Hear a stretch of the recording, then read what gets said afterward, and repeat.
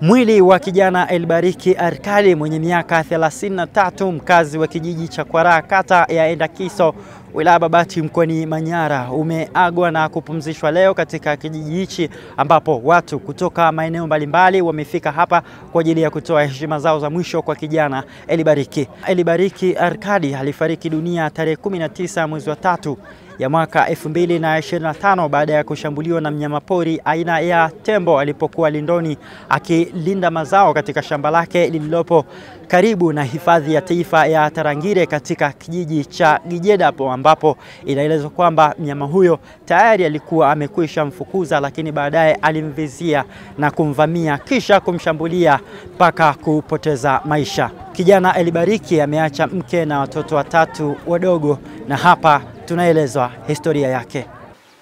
Ndugu Elibariki Arkadi na Kei alianza elimu yake ya msingi katika shule ya msingi Endagwe mnamo mwaka 2002 na kuhitimu 2008, na baadaye kujiunga na elimu ya sekondari katika shule ya sekondari Duru mwaka 2009 hadi 2012. Alibariki ndoa yake mwaka tarehe 15 mwezi wa 5 2020 katika kanisa la Kiinjili la Kiluteri KKT. Amejaliwa kupata watoto 3, kati ya hao wa kiume 2 na wa kike 1. Fikwa na umauti alfajiri ya tarehe 19 mwezi wa 3 2025 kwa kushambuliwa na mnyama pori aina ya tembo baada ya kutoka katika doria. Wakati akirejea nyumbani alikutana na mnyama tembo katika shamba lililo jirani na shamba lake na kufanikiwa kumtoa umbali kiasi, na baadaye mnyama huyo aligeuka na kumkimbilia na kumshambulia ndugu Elibariki na kusababisha kifo chake papo hapo. Tumezungumza pia na mke wake Pascalina Damiano, ambapo anatueleza mazingira ya alfajiri ya tarehe 19 mwezi wa 3 ya mwaka 2025 yalivyokuwa. Pascalina Damiano, usiku alienda kulinda tembo. Kwenye muda wa saa 9 niliamka, alikuwa hayupo pembeni yangu. Nikakaa nikawa namsubiria arudi, nikarudi kulala. Nikaamka saa 10:45 hayupo tena. Nikafungua mlango, nikachungulia nje, simuoni. Nikarudi kitandani. Nilivyorudi kitandani, usingizi haukunikuta. Nikawa naendelea kukaa. Sasa hana simu yeye, simu imeharibika. Ya kwangu haina salio. Baadaye kulipokucha nikawa naangalia sasa Nyayo ameelekea wapi, sioni Nyayo. Nikaanza kutafuta ndugu zake kama amepandisha huko, wakaniambia hajaja. Nikaendelea kutafuta Nyayo.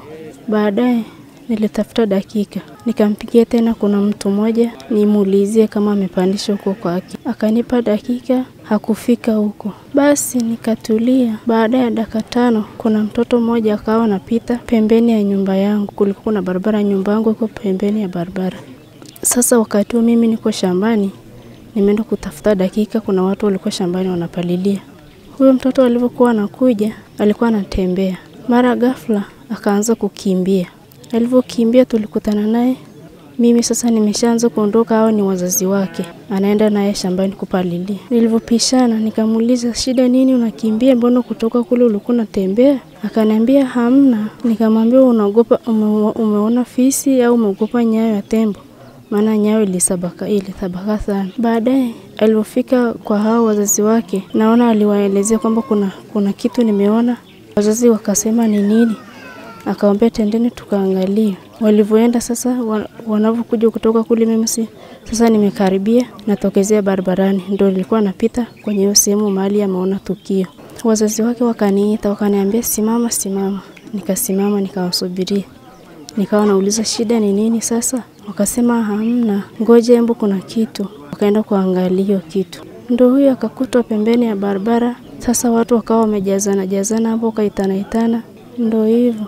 Pascalina Damiano anaiomba serikali na wadau mbalimbali waweze kumshika mkono, kwani tegemeo lake hivi sasa limekwisha ondoka, ukizingatia hivi sasa anasumbuliwa na maradhi, ambapo anasema kwamba anasumbuliwa na uti wa mgongo, na hapa anawaomba wadau mbalimbali waweze kumshika mkono katika kipindi hiki kigumu.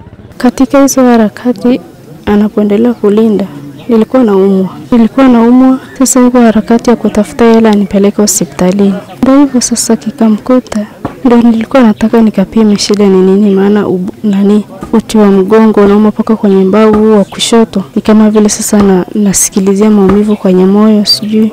Sasa nilikuwa nataka nikapime. Ndio hivyo sasa. Nilikuwa sasa naomba kama serikali itaweza kunisaidia wananchi niweze kupata vipimo.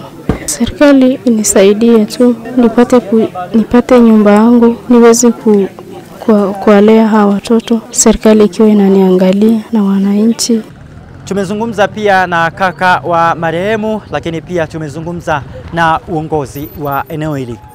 Kwa jina naitwa Faustini Arkadi, na marehemu kwangu ni mdogo, ni ndugu yangu ambaye ni mdogo. Tukio la kutambulikana ilitokea asubuhi baada ya mmoja wa wenzake ambao walikuwa wakiwinda usiku, alimkuta katika pembezoni mwa njia akiwa tayari ameshafariki kwa shambulio hilo la tembo.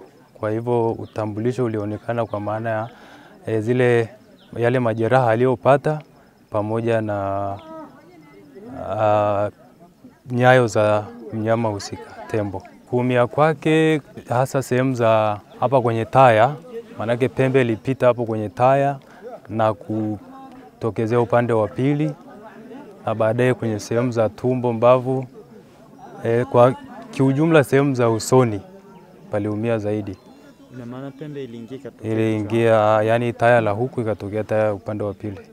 Yeye huwa anajishughulisha na kilimo, na kwa vile shamba lipo mbali kidogo, liko karibu na hifadhi, kwa hivyo akihusika sana katika zuia wanyama wasiharibu mazao.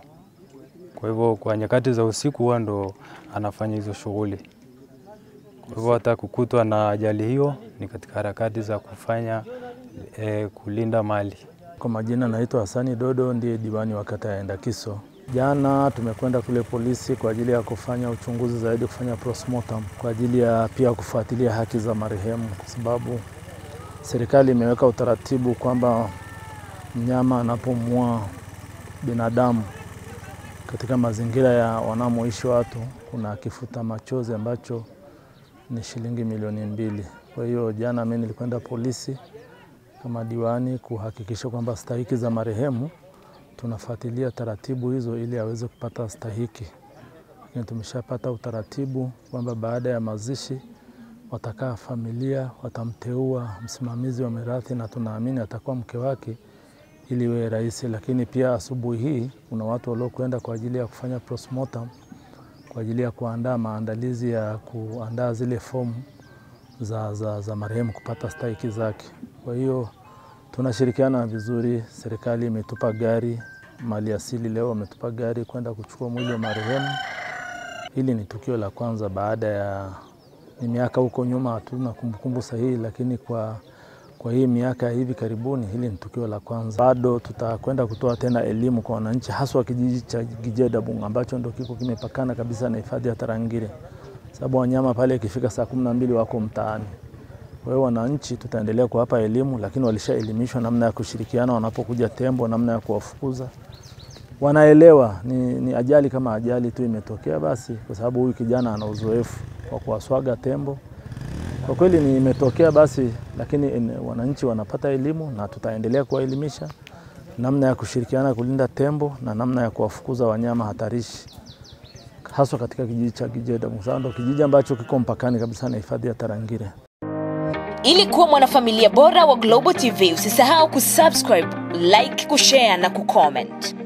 Baada ya kusubscribe, bonyeza alama ya kengele ili kupata taarifa kwa kila video inayopanda Global TV Online.